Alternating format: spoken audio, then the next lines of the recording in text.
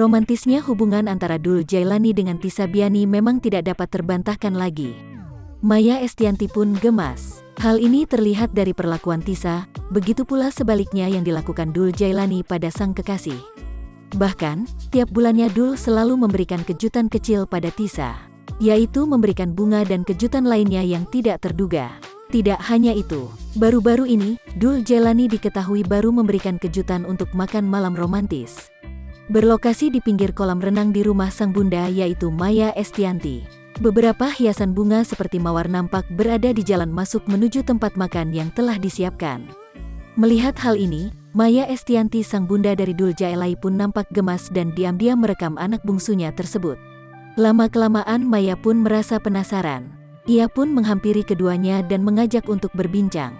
Maya pun mengungkapkan jika dirinya teramat bahagia melihat pasangan ini. Jadi aku tuh seneng banget ya sama mereka berdua ini. Sebenarnya bukan bucin mereka ini, mereka itu pacarannya sangat sehat. Aku seneng lihat mereka berdua tuh suka sholat bareng, ujar Maya Estianty dalam kanal YouTube Maya Al Dul TV dikutip Tribun News, Senin, tanggal 5 Juli tahun 2021.